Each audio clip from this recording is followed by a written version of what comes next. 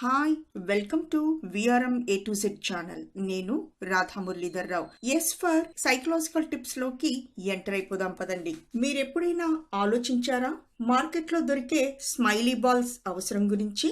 అలాగే సోషల్ మీడియాలో సెల్ఫీ ఎమౌంటికన్స్ ఎందుకుంటాయో, అవి ఇచ్చే మెసేజెస్ ఏంటి అని, అట్లీస్ట్ గంటకి ఒకసారైనా కడుపు నిండా నవ్వండి అని, అండ్ హ్యాపీగా స్మైల్ చేయండి అని అర్థం. జీవితంలో ఎప్పుడు పాజిటివ్ గా ఉండాలి అని అంటుంటాం, కానీ నెగిటివ్ మోడ్ ఆఫ్ థాట్ లోకి వెళ్ళిపోయి జీవితం అంతా నెగిటివిటీతో బతుకుతూ ఇక నా జీవితమే వ్యర్థం అని అనుకునే స్థితికి వెళ్తారు. పాజిటివ్ గా ఎలా బతకాలి, పాజిటివ్ థింకింగ్ ని ఎలా అలవాటు చేసుకోవాలి అనే విషయాలపై వివరాల్లోకి వెళ్తే, అసలు జీవితంలో ఎలా పాజిటివ్ గా ఉండాలి అని. ఎందుకంటే చాలా మంది వాళ్ళ జీవితంలో ఇంకా నాకేది కరెక్ట్ గా జరగడం లేదు, ఐఆమ్ నేను ఏం చేసినా నేను సక్సెస్ అవ్వటం లేదు, సక్సెస్ కాలేకపోతున్నాను, ఇలా ఎప్పుడు నెగిటివ్ వేలో ఉంటారు. క్లినికల్ సైకాలజీ విషయానికి వస్తే అవి సైకలాజికల్ ప్రాబ్లమ్స్ మనకు అందరికీ తెలిసినవే. మానసిక రుగ్మతలు, మానసిక రోగాలు, మానసిక వ్యాధులు, వీటిని డయాగ్నోస్ చేయించుకోవటం, ట్రీట్మెంట్ తీసుకోవటం మనకి తెలిసినవే. కానీ ఈ మధ్య కొత్తగా వచ్చిన ఇంకొక విషయం ఏంటంటే, మానసికంగా ఆరోగ్యంగా ఉన్నప్పుడు ఇంకా వాళ్ళ ఆలోచనల్ని పాజిటివ్ గా ఎలా నరిష్ చేసుకోవాలి, ఎన్హాన్స్ చేసుకోవాలి, ఎంకరేజ్ చేసుకోవాలి అంటే మొత్తం ధ్యాస అంతా పాజిటివ్ థింకింగ్, కాన్షియస్ అంటే ఊరికే యాంగ్జైటీ కాకుండా, డిప్రెషన్ కాకుండా, ఇంకా ఇప్పుడు ఉన్న మంచి భావాలని ఇంకా ఎలా పెంచుకోవాలి, ఎలా ప్రోత్సహించుకోవాలి అని. ఆ ఫీల్డ్ ఏంటంటే ఎంజాయింగ్ పాజిటివ్ హెల్త్, అంటే ఫోకసింగ్ ఆన్ మెంటల్ హెల్త్ అన్నమాట. పాజిటివ్ సైకాలజీ అనేది ఒక రంగం అయితే, పాజిటివ్ థింకింగ్ అనేది అందులో ఒక భాగం. This is a fundamental step. ముందుగా ఈ అడుగు వెయ్యకపోతే జీవితాన్ని పాజిటివ్ గా మలుచుకోవటానికి కుదరదు. ఎందుకంటే ఎన్ని దురాలోచనలు వచ్చినా నేను పాజిటివ్ సైకాలజీ పాటిస్తున్నాను అని చెప్పలేం కదా. ఏ మనిషికైనా పాజిటివ్ సైకాలజీ అనేది ఒక జీవన విధానం, ఒక వే ఆఫ్ లైఫ్ అవుతుంది. దాంట్లో పాజిటివ్ థింకింగ్ అనేది ఒక సపోర్టింగ్ మూల స్తంభంగా పరిగణలోకి వస్తుంది. ఆలోచనలు ఎటువంటి దుర్ఘటనలని అనుభవించినా, ఎంతటి కష్టాన్ని ఎదుర్కొంటున్నా, మన ఆలోచనలలో అయితే కొద్దిసేపు భయం వేయచ్చు, బాధ కలగచ్చు, ఆందోళన పడవచ్చు, ఏమైనా అనిపించచ్చు. కానీ జనరల్ గా డైరెక్షన్ ఎటు ఉంటుందంటే పాజిటివ్ గా ఉంటుంది. మన మీద మనకి నమ్మకం ఉంటుంది, లేదంటే మన వాళ్ళు అనుకున్న ఎదుటి వారిపైన నమ్మకం ఉంటుంది. అంతేగాని అనుమానాలు, ఈ రకంగా నెగిటివ్ లోపలికి వెళ్ళం. పాజిటివ్ థింకింగ్ ని అర్థం చేసుకోవాలంటే నెగిటివ్ థింకింగ్ ని కూడా అర్థం చేసుకోవాలి. నెగిటివ్ థింకింగ్ లో ఏముంటాయి? అనుమానాలు ఎక్కువ ఉంటాయి. అంటే నెగిటివ్ థింకింగ్ లో ఉంటే, ఆ మైండ్ సెట్ లో ఉంటే, మనం ఎలాంటి వాతావరణంలో ఉన్నా, ఏదైనా గదిలో ప్రవేశించినా అక్కడ ప్రమాదాల కోసం ముందు వెతుకుతాం. అలాగే పొద్దున్నే లేవడమే మొదటి ఆలోచనే ఇవాళ ఏం జరుగుతుందో అన్న ఆలోచన, నిద్ర లేస్తాం, ఇలా ఉంటుంది. పాజిటివ్ థింకింగ్ లో ఏముంటుందంటే ఇవన్నీ మనం ఒప్పుకుంటాం. ఇప్పటి నుంచి ఎలా వెతుకుతామంటే, దేని నుంచి ఆనందం వస్తుంది, ఈ భయం వేసినా, అనుమానం వేసినా, బాధ ఊరికే వస్తున్నా, అంటే డిప్రెసివ్ థాట్స్ ఎక్కువగా వస్తూ ఉంటే అవి ఎందుకు వస్తున్నాయి అని చెప్పి ఎక్కువ పాజిటివ్ ఆలోచనలు అప్పుడు మొదలు పెడతాం అన్నమాట. అది ఆటోమేటిక్ గా ఒక అలవాటు అయిపోతుంది. వెన్ ఎవర్ వి థింక్, అది పాజిటివ్ ఆలోచనే అనుకోకండి, మనకి పాజిటివ్ గా లేనప్పుడు, అంటే అన్ని చెడుగా ఉన్నప్పుడు, బాబో ఏం చేయాలి అని మనకు ఒక థాట్ వచ్చినప్పుడు కూడా ఎలా ఉన్నా పర్లేదు గట్టెక్కిచ్చేద్దాంలే అనే ధోరణిలో చేసే ఆలోచనలే పాజిటివ్ థింకింగ్. నెగిటివ్ థింకింగ్ అనేది సైకలాజికల్ హెల్త్ ని డ్యామేజ్ చేయడమే కాకుండా ఫిజికల్ హెల్త్ ని కూడా డ్యామేజ్ చేసేస్తుంది. ఎందుకంటే మనం ఎలా ఆలోచిస్తే అంతా అలానే కనబడుతుంది. సో అదే మాట్లాడతాం, అదే చేస్తాం. తర్వాత మన యాటిట్యూడ్, అంటే మన దృక్పథం అలానే తయారవుతుంది. ఇక మన క్వాలిటీ ఆఫ్ లైఫ్ కూడా అలానే తయారవుతుంది. ఒకవేళ పాజిటివ్ గా ఆలోచనలు సాధన చేస్తే ఎలాంటి విపత్కర పరిస్థితులైనా అతిగా కల్లోల పడకుండా పరిష్కారాన్ని కనుక్కునే మార్గంలో డైరెక్ట్ అవుతాం. అతి ఆందోళన, మితిమీరిన బాధ, విపరీతమైన భయం లాంటివి కలిగినప్పుడే మన శారీరక ఆరోగ్యం కూడా గాడి తప్పుతుంది. ఏర్పడుతుంది. ఈ విధంగా పాజిటివ్ థింకర్స్ అన్ని వేళలా కాస్త చురుగ్గానే ఉంటారు. ఇదే పరిస్థితుల్లో నెగటివ్ థింకింగ్ వేలోని వాళ్ళు కాస్త తొందరగా అనారోగ్యానికి గురవుతారు. ఇలా ఎందుకు అవుతుంది అంటే పాజిటివ్ థింకింగ్ కి, పాజిటివ్ నేచర్ కి, ఇంకా ఫిజికల్ ఎలిమెంట్ కి ఉండే సున్నితమైన కనెక్టివిటీనే కారణమని శాస్త్రజ్ఞులు చెప్తున్నారు. ఎందుకంటే పాజిటివ్ థింకర్స్ బ్రెయిన్ స్ట్రక్చర్ నే వేరేగా ఉంటుంది. క్లినికల్ గా రీసెర్చ్ లో, బ్రెయిన్ స్టడీస్ లో, బ్రెయిన్ స్కాన్ లో చూస్తున్నది ఏంటంటే పాజిటివ్ థింకర్స్ లో బ్రెయిన్ స్ట్రక్చర్ వేరుగా ఉంటుంది, నెగటివ్ థింకర్స్ బ్రెయిన్ స్ట్రక్చర్ నే వేరుగా ఉంటుంది. నెగటివ్ థింకింగ్ లో ఉన్నప్పుడు అంటే ఆందోళన, భయం ఉన్నా, అలాగే డిప్రెషన్ లో చాలా సంవత్సరాల నుంచి ఉన్న వాళ్ళ బ్రెయిన్ స్ట్రక్చర్ చాలా వేరేగా ఉండి కొన్ని స్ట్రెస్ హార్మోన్స్ కార్టిజోన్స్ లాంటివన్నీ ఎక్కువ మోతాదుల్లో ప్రొడక్షన్ అవ్వటం వల్ల బాడీ కెమిస్ట్రీ కంప్లీట్ గా మారిపోతుంది. సో హైపర్ టెన్షన్, డయాబెటీస్ ఇవన్నీ నెగటివ్ థింకర్స్ కి చాలా త్వరగా వచ్చేదానికి అవకాశం ఉంది. అసలు వస్తుంది కూడా ఈ నెగటివ్ థింకింగ్స్ తోటి. అదే పాజిటివ్ థింకర్స్ లో అయితే బ్రెయిన్ స్ట్రక్చర్ అగైన్ న్యూరోప్లాస్టిసిటీ అంటారు, మామూలు స్థితికి చేరుకుంటుంది. బేసిక్ గా ఏంటంటే జ్వరం వచ్చినా, జలుబు చేసినా, గుండె దడగా ఉన్నా అదేమీ లేదు, నా శరీరం వజ్రంలా ఉంది, నాకు ఏదీ రాదు, నాకేం ఆపద కాదు, నాకేం ప్రమాదం లేదు, ఇలా ఈ డైరెక్షన్ లో ఆలోచిస్తే ఆ క్షణం, ఆ బాధపడిన, భయపడిన క్షణం వేగంగా ఆలోచనల నుంచి వెళ్ళిపోతుంది. ఎందుకంటే పాజిటివ్ థింకింగ్ లో మనం ఒక మనోస్థైర్యంతో స్థిరంగా ఉంటాం కాబట్టి ఆ జబ్బు మనల్ని ముట్టదు. పాజిటివ్ థింకింగ్ ఉన్న వాళ్ళకి they always feel good also. So subject of well being అనేది ఒక అంశం ఉంటుందన్నమాట సైకాలజీలో. అంటే నేను బానే ఉన్నాను కదా అని అనుకుంటే నిజంగా అన్ని బాగుంటాయి, కానీ నేను బాలేను కదా అని అనుకుంటే ఏమీ బాగుండదు. పాజిటివ్ థింకర్స్ కి ఎప్పుడు always have some advantage over others. ఎందుకంటే అన్ని బానే ఉన్నాయి అని వాళ్ళు ఆలోచిస్తూ ఉంటారు. దీన్ని ఏమంటారంటే సబ్జెక్ట్ టు వెల్ బీయింగ్ అని అంటారు. Subject to well being, positive thinking అనేది మన లైఫ్ ని, మన హెల్త్ ని చాలా ఎఫెక్ట్ చేస్తాయి అంటారు మానసిక నిపుణులు. ఒక 75 సంవత్సరాల స్త్రీతో ఒక కుటుంబంలోని వ్యక్తులు ఒక మానసిక నిపుణుని కలిశారు. ఆవిడికి బీపీ ఉంది, దానికి మందులు వేసుకుంటోంది, డయాబెటీస్ ఉంది, దానికి మందులు వేసుకుంటోంది, కాస్త ఆర్థరైటిస్ కూడా తోడయింది. అయితే ఆవిడ ఫ్యామిలీ మెంబర్స్ అందరూ డాక్టర్ గారికి చేసిన కంప్లైంట్ ఏంటంటే వాకింగ్ వెళ్ళిపోతుంది, సినిమాలకి వెళ్ళిపోతుంది, ఫ్రెండ్స్ అంటుంది, మాకు భయంగా ఉంది, మా అమ్మగారికి భయం అంటే లేదండి, అంటే ఈ వయసులో రావాల్సిన వైరాగ్యమే ఆవిడకి ఇంకా వంట పట్టలేదు, రాలేదు, రోజు పొద్దున్నే తయారైపోయి ఇక్కడికి వెళ్తాను, అక్కడికి వెళ్తాను అంటుంది. ఏంటి, ఏం జరుగుతోంది, ఇదేమన్నా మానసిక సమస్య అంటూ అడిగారు. డాక్టర్ గారు అడిగిన ప్రశ్నలకు ఆవిడిచ్చిన సమాధానం, అవును, మా కుటుంబంలో వంశపారంపర్యంగా వస్తున్న జబ్బులే నాకు వచ్చుండొచ్చు, పర్లేదు, కానీ మానసికంగా మా ఫ్యామిలీలో డిప్రెషన్ అవి ఉన్నాయి, అందుకే నేను ఒక నిర్ణయం తీసుకున్నాను. అదేంటంటే ఎలాంటివి వచ్చినా, ఏమైనా కూడా నేను అందులో పడిపోకూడదు అని. ఆ నెగిటివ్ థింకింగ్ వద్దు అనుకున్నానని చెప్పింది ఆవిడ. సో ఆమె యాటిట్యూడ్తో ఆమె బాడీ ఆటోమేటిక్గా పాజిటివ్ కెమికల్స్ ని సృష్టిస్తోంది. So it's creating positive chemicals అన్నమాట. చూడ్డానికి కూడా ఆమె 50 సంవత్సరాలుగా ఉంటారు, చాలా హెల్తీగా కనిపిస్తుంది ఆవిడ. ఆటోమేటిక్ గా బాడీ కూడా ఆమెకి సపోర్ట్ చేస్తోంది. ఆమె ఆలోచన ఏంటంటే ఏ రోగం వచ్చినా కూడా, ఏమైనా కూడా ఆమె నమ్మకం ఏంటంటే నేను బానే ఉంటాను అని. శారీరక ఇబ్బందులు ఏమైనా ఉంటే దానికి మందులు వాడతారు ఆవిడ, కానీ మానసికంగా తక్కిన లైఫ్ ని కూడా కంట్రోల్ చేసుకుంటున్నారు ఆమె. సో ఆటోమేటిక్ గా ఆవిడకి అన్ని పాజిటివ్ ఎక్స్పీరియన్సెస్ జరుగుతోంది.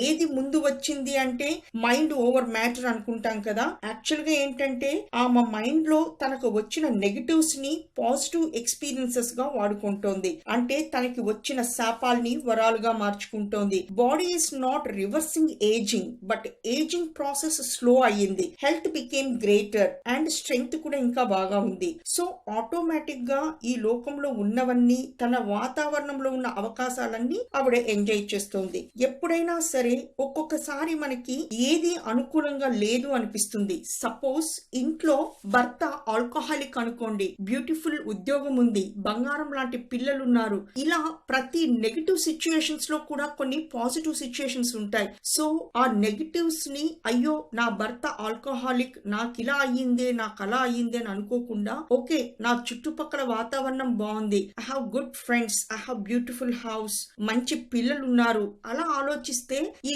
నెగిటివ్ మైండ్ లో నుంచి ఒక పాజిటివ్ మైండ్ లోకి వెళ్ళి థాట్స్ అనేవి కంప్లీట్ గా డైవర్ట్ అయిపోయి బాడీలో ఈ పాజిటివ్ కెమికల్స్ క్రియేట్ అయి స్ట్రెస్ అనేది పూర్తిగా తగ్గిపోతుంది. ఇప్పుడు చాలా మంది రకరకాల స్ట్రెస్ లో నలిగిపోతున్నారు. నార్మల్ గా ఈ స్ట్రెస్ లో ఉన్నప్పుడు కార్టిజోన్ అనే స్ట్రెస్ కెమికల్ రిలీజ్ అవుతుంది. దాంతో ఎన్నో రోగాలు వస్తాయి. దాంతో హెల్త్ డిక్లైన్ చాలా అవుతుంది. ముఖ్యంగా బ్రెయిన్ ఫంక్షన్, బ్రెయిన్ యాక్టివిటీ. ఎందుకంటే బేసిక్ గా మనం దేని మీద అయితే దృష్టి ధ్యాస పెడతామో అదే ఎక్స్పాండ్ అవుతుంది. అలాగే మన హెల్త్ లో ఒక మనిషి స్ట్రెస్ లో ఉన్నప్పుడు నిద్ర పట్టడం లేదు, నాకు నిద్రే లేదు, నీరసంగా ఉంది, ఇలా ఆ నీరసాల పైన ఎక్కువగా ఆలోచిస్తారు. దాంతో ఆందోళన పెరుగుతుంది. అది ఆటోమేటిక్ గా అన్నంలా పెరిగి పొంగుతుంది. చాలా మంది రాత్రిలో నిద్రపోకపోతే రాత్రంతా మేల్కుంటారు. ఎందుకంటే ఇంకొక గంట దాటిపోయింది, ఇప్పుడు 12 గంటలైంది, 1 గంట అయింది,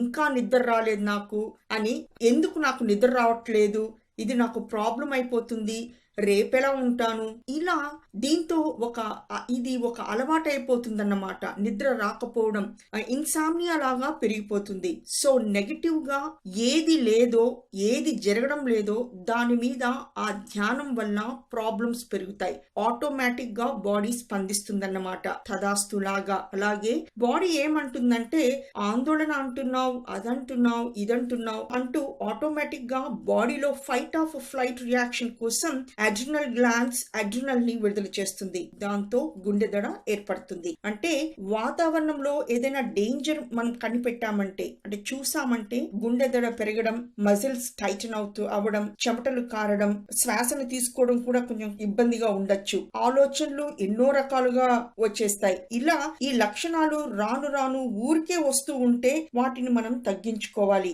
ఆ ప్రమాదాల కంటే మన లైఫ్ లో మనకి ఏం ఉందో, ఎక్కడి నుంచి మనం సంతోషాన్ని అందుకుంటున్నామో, లేకపోతే మనం మన పైన నమ్మకం పెంచుకోవటం, ఇలా బయటపడాలి.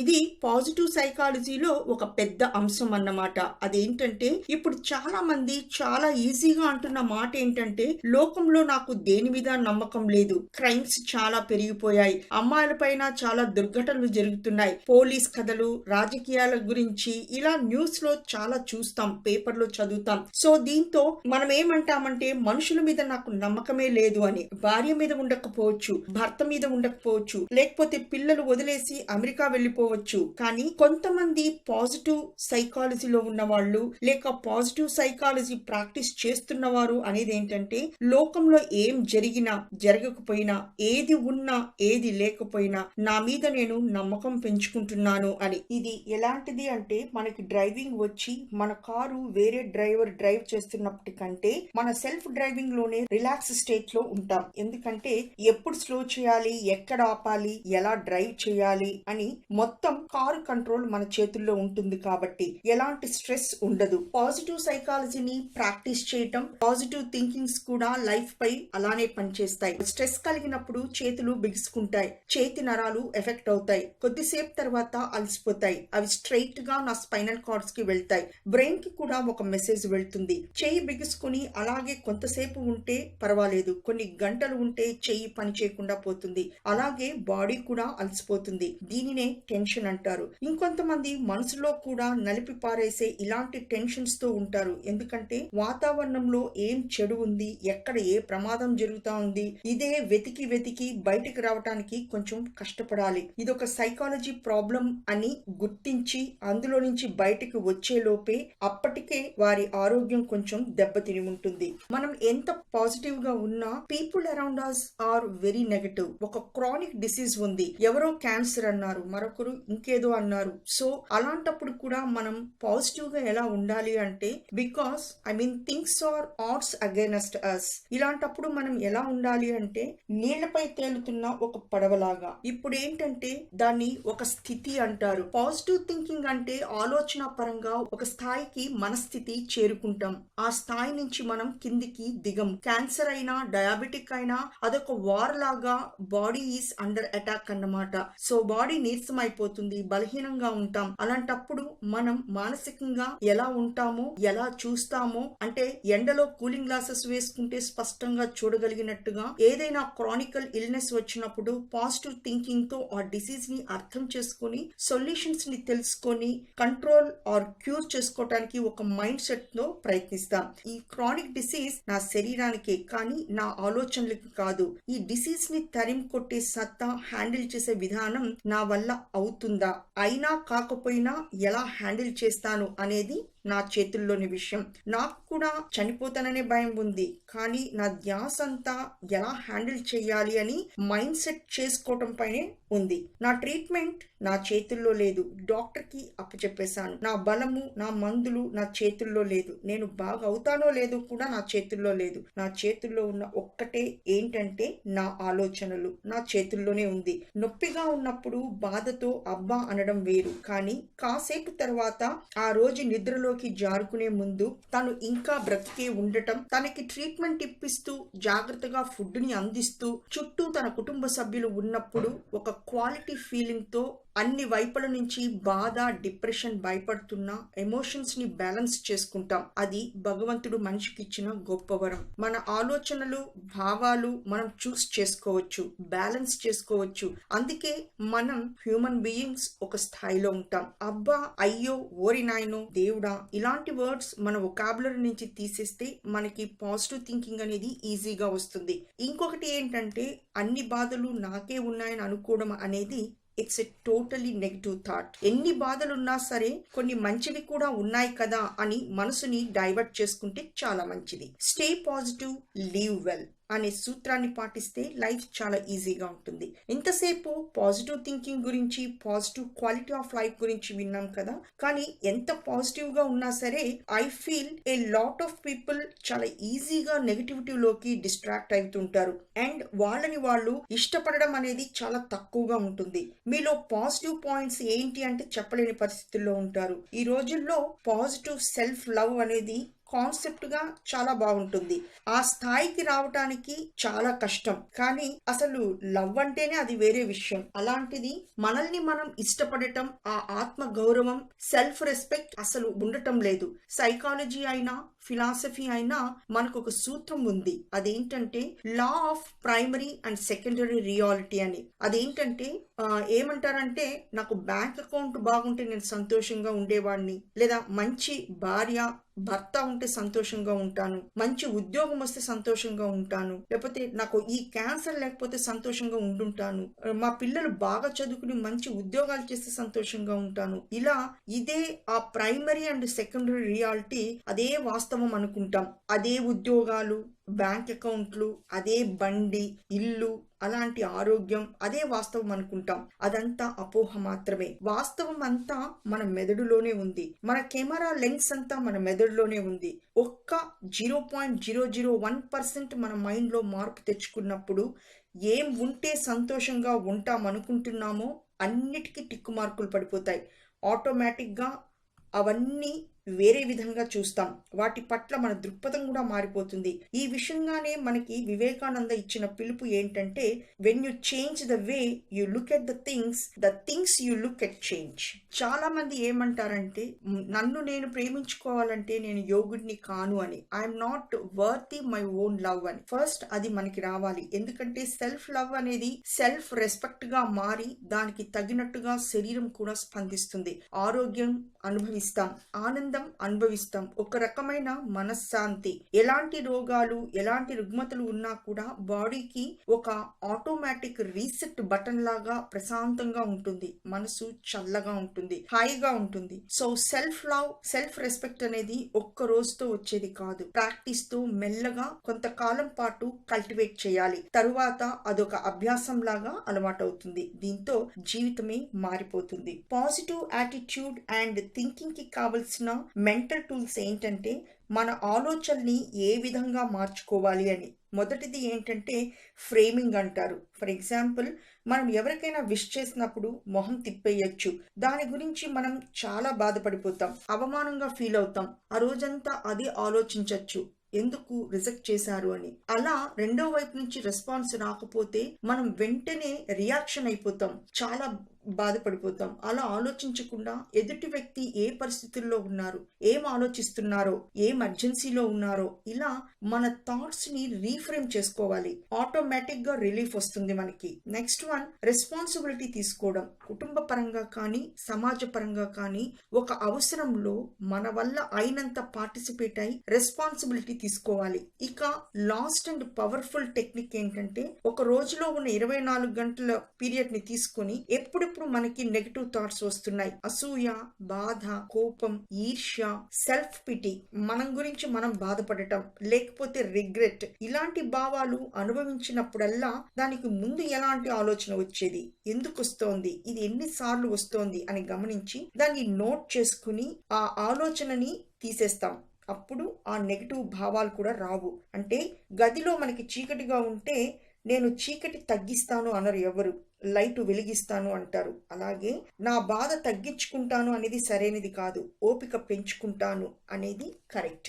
ఇలా నెగిటివ్ థాట్స్ ని చాలా ఈజీగా హ్యాండిల్ చేసుకుంటూ మనుషులతో రిలేషన్షిప్స్ ని కూడా డెవలప్ చేసుకోవటం చాలా ముఖ్యం. వీటన్నిటి నుంచి విడిపోయి ఉన్నాం కాబట్టి ఒత్తిడి వల్ల ఎవరైనా మనల్ని అనరాని మాట అంటే వెంటనే మనం స్పందిస్తున్నాం, రియాక్ట్ అయిపోతున్నాం, కోపం లేకపోతే బాధ కూలపడిపోతున్నాం. సో పాజిటివ్ థింకింగ్ కల్టివేషన్ లో అవన్నీ ఎలా హ్యాండిల్ చేయాలో నేర్చుకుంటాం. దీనికి వజ్రాయుధం సెల్ఫ్ లవ్. మనల్ని మనం యాక్సెప్ట్ చేసుకుంటాం. మన లోపాల్ని, మన అసెట్స్ ని, మన రిఫ్యూజెస్ చాలా ఉంటాయి, ప్రతి మనిషికి ఉంటాయి. సెల్ఫ్ బ్లేమ్ అస్సలు చేసుకోకూడదు. ఇంకొకటి చాలా ముఖ్యమైన విషయం, సాటిస్ఫాక్షన్. లైఫ్ లో సంతృప్తి ఉండటం చాలా ఇంపార్టెన్స్.